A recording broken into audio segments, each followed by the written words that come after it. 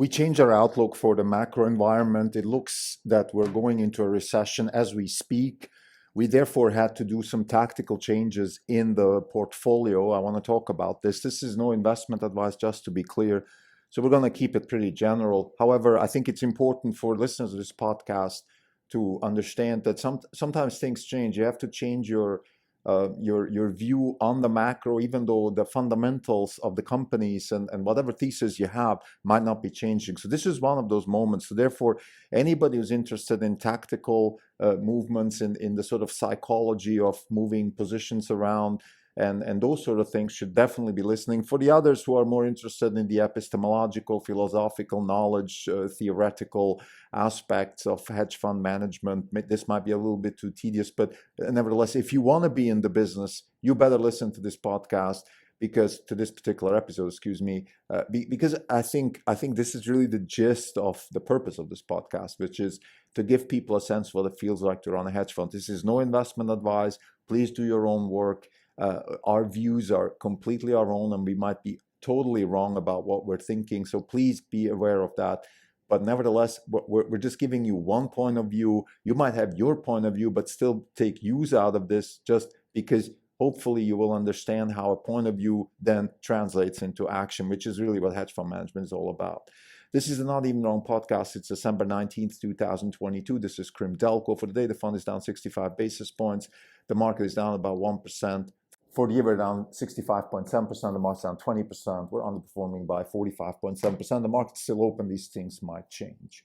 So now let's talk about the fundamentals that we think are changing, and it's simply we think we're going into a recession. There's a lot of indicators: inventory in retail, inventory in the car market, the credit of, let's say, used cars is collapsing. Used car demand is collapsing. Pricing is being lowered across the board in almost any kind of retail good, from clothing to food to cars, travel tickets. So we're looking at a deflationary situation in the economy, and we believe that this is the beginning of a recession. Now, having said that, there's also the good news, which is China is reopening. We think that China will balance some of that. Think of China as a massive market that has been closed for 6 to 12 months, more or less, and now it's reopening. So there will be some reopening bonanza there, maybe not as crazy as it was here and in Europe, but we will see some resurgence of demand and those sort of things. So for us, our portfolio consists of really a very retail-driven consumer stock, which is Tesla, and then we have biotech stocks, which have nothing to do with retail, which are driven by FDA approvals, cure of cancer, that kind of thing. Now, let's talk about Tesla, our largest position. So because we expect a recession to hit the United States and Europe, basically the Western world, we believe the market has some corrections to do. It might be priced, it might not be priced. You never know with these things. Don't underestimate the market. When it's the worst, when people start firing, when people start desperately looking for jobs, taking half the pay that they had just weeks ago, when we're in those types of situations, that's when the market starts rallying. So just looking at the pulse out there, talking to friends and family, and sort of getting a feel for the economy, you could almost be a contrarian there. So if it really gets worse, that's usually when the markets bottom out. So let me give you a little bit of the backdrop of how we see the world right now as far as financial markets and economics is concerned. So we had COVID around the world, and economies were closed down, and then we printed a lot of money everywhere in the world. Lots of money was given to people, and that created two things. One is it created inflation because there was more demand for goods and less goods being produced. And second, we had a balance of power shift towards employees. And what I mean with that is that people without capital, so employees, had a little bit more power relative to employers for a couple of reasons. One is political. We had a shift towards the left almost everywhere in the world. And then we also had just demand and supply issues. People didn't show up to work, still are not showing up to work, with a pretext of being sick, of having COVID, of just, if somebody's sick, you don't want them to show up. Then we have the remote work sort of evolution, which is very, very bad for the economy because it basically reduces productivity. So if you clock in 8 hours from home, you're really clocking in the equivalent of maybe 4 hours that you would be in office. It's just, this is just human nature, and I'm not judging or anything. I have my own opinions about remote work. Maybe I can tangentially talk about them a little bit later, but I want to finish this argument first. So we have a massive drop in productivity, by the way, very easily measurable by the amount of people that got hired in the last 8 months in the United States versus GDP growth, which is almost flat. Just shows you that productivity is collapsing in the United States. And I think it's collapsing for two reasons. One is, again, this remote work thing, which is most of our economy is a service economy. So people actually work on computers, they type, they check, do pictures and all that. So it's more that type of work versus the factory type work where you can't do remote. So the remote stuff, again, it's just a drop in productivity. Another really easy KPI to understand what is going on is that any company you can look at in the United States, employees are desperate to keep the remote work. They're saying, oh, it's because of commute and this and that. The real reason is you get the same paycheck for half the work. You can take care of your kids. You can go surfing. You can go to the gym. These are nice things. I'm not against them. But from an economic perspective, it's just bad news. That's why we had inflation. Now, what Jay Powell is doing is really trying to reverse that balance of power, bring back the power to capital, to owners, to businesses, and put the employees where they belong from an economic perspective. Again, I'm not having any political comments here. This is for another podcast. But my point here is simply that we have the necessity for a balance of power shift back to ownership capital, risk capital. If we want to salvage the economy, I mean, we can also choose not to do that and then become something like France or some socialist type country. That's fine if that's what the United States chooses to do. In that case, we would have to reposition ourselves even more as a fund. But right now, anyway, this is how we see it. We see the balance of power shift, which is good news for capital owners, for investors, because we think that that will bring back two things. It will put a lid on wages and job growth, which is the main contributing factor now for the Fed to keep raising rates, because the Fed, again, wants to shift that balance of power. So once we have that, once people basically start getting fired, people are scared of losing their job, they go back to the office, they clock in 12 hours in the office.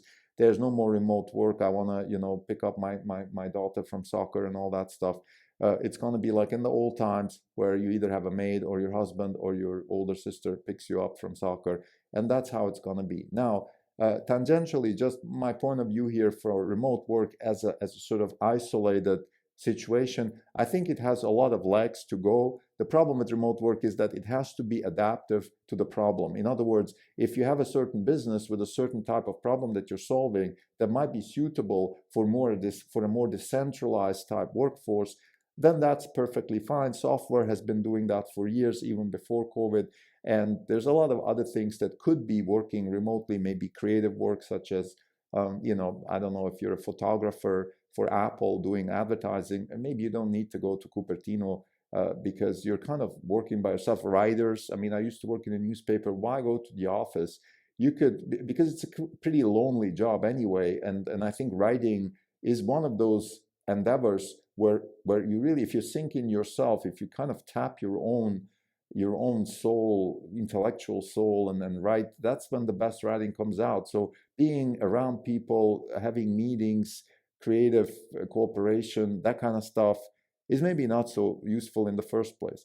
I think where remote work really doesn't work is where in a lot of things where control is necessary. So just a simple, the paper pushes in most businesses, the paper pushes are sort of the non-interesting type work that is done by employees, where you just need control. They need to do a certain amount of stuff per hour. Otherwise, productivity drops. You have to hire more people. That lowers your margins, lowers your cash flow, less money available for investment, more money going to employees that basically don't work and then, get paid much more than they deserve relative to the productivity that they deliver. Again, I'm talking from an economics perspective here, not from a political perspective. You can have a different political view. You can say, I want all employees to make more money and all rich people to not make any money. That's fine, but then we're in a different regime. Then we have to rethink a lot of things. So we're assuming at Orange Capital Partners that we don't have a regime shift, that we're still in a capitalist, ownership-driven, risk-taking type economy. That's what the US has been for the last 150, 200 years, and we believe that that's going to continue. Now, again, I think there's a place for remote work, there's a place for decentralized work. I'm not so sure that, let's say, the whole crypto space is actually so interesting, because it seems to me that they're kind of putting the horse, the wagon before the horse, which is, let's first be decentralized and then find an application. I do second Mark Andreessen here, where most ideas eventually work out, but maybe it's too early, maybe it's not the right time. I think crypto is kind of in that, it's not the right time, it's a little bit too early, just because the amount of effort people have to make to even find an application which is suitable for decentralized work or things like DAOs and all that is so cumbersome that I just don't see the applications. But again, it could change, and I don't want to be negative, but I'm just saying, when we talk about decentralized work, let's first find a problem that is very suitable for decentralized work, and then let's organize ourselves around that problem. That is much more productive. That's how entrepreneurs, in my view, should be doing it. Now let's get back to our positioning. So having said all of this, basically what we're saying is we're going into a recession, we're going to have some tough times. We might be close to the lows though, because when it gets really bad in the economy, that's when the markets bottom out.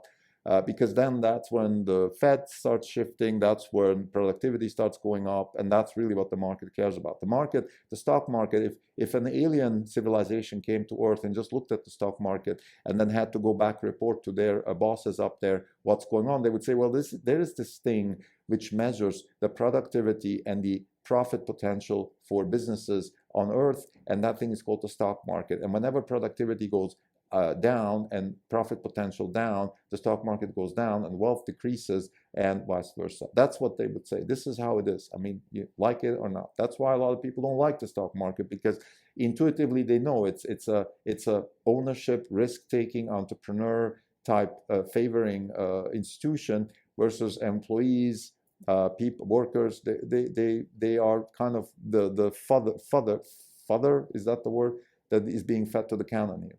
So this is how it is. Again, no political association here at all, just trying to say it the way it is. Now for us, we reposition ourselves in the following way. We reduced our leverage massively. We still have a little bit of leverage left, but the way we manage this fund is basically we try to have around 15% leverage. When we have a drawdown, but that leverage keeps going up just by simple math. And when we got to sort of 25% leverage, we then decided to keep it at 25. So we kept selling and selling and selling. What we did today is we were actually below 25% leverage, but we decided to lower the leverage even more so we can anticipate another drawdown, whatever it may be. We have a certain target, let's say for Tesla, which is another sort of 30% down from here. Maybe that could be a bottom, 3 times sales, about 30 times earnings. That is a level where I think value investors would be interested in buying the stock, and that's kind of where we see the bottom.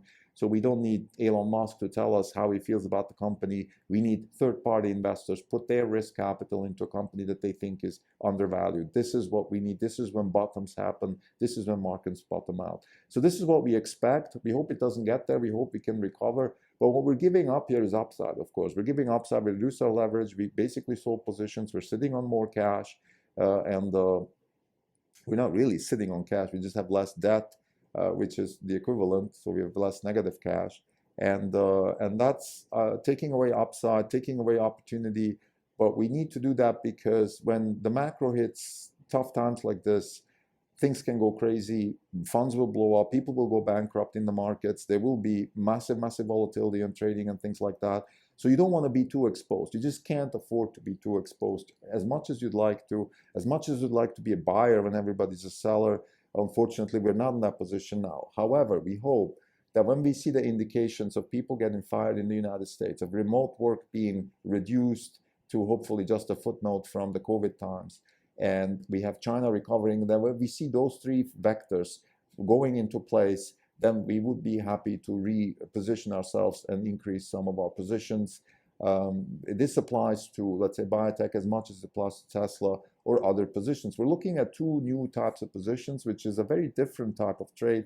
That's for another episode. But we are thinking of repositioning ourselves a little bit with the fund, of also not changing our thesis or our purpose or anything like that, but it's having a bit more, let's say, meat around the bone when it comes to, okay, this is where we can make money in the next 18 to 20 months, versus maybe stocks like Caribou or PacBio, where it was just too long term and it was too philosophical almost. Although again, these stocks have been really hurt by the macro environment more than anything else, because what they're actually doing, the underlying businesses are really, really healthy.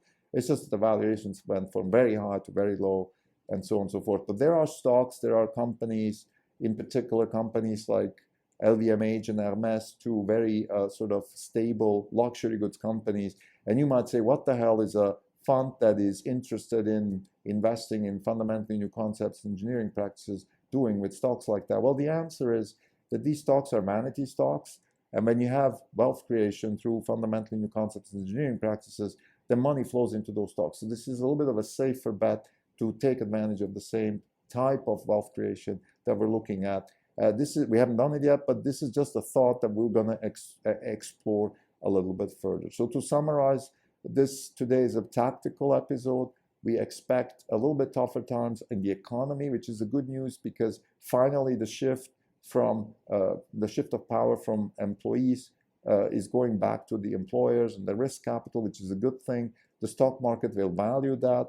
The stock market will value the expected increase in productivity, which is another word for either lower wages, or you get back to work. You don't work from home anymore. You come back to the office and you work harder for the same amount of money, which is an increase in productivity. We expect China to recover now because they opened from COVID. So we could see in the next couple of months actually a bottoming out of the market and then a sharp recovery. We hope that that's very difficult to time, but it's possible. Once you're behind the eight ball, as they say, you can actually time these things. Right now, we're playing it safe. We're looking at the signals. The signal is an expected increase in productivity. If that happens, then the Fed will stop raising rates, maybe even decrease rates, and then we can have a recovery from the currently very, very stressed out financial market. Our fundamental thesis that fundamentally new concepts and engineering practices lead to wealth creation, and that we want to participate in that, has not changed. We're still very positive on a lot of the innovations that we see around ourselves. We just have to keep it a little bit safe to make sure that our fiduciary duty of managing the money as prudently as we can is taken care of. Thank you.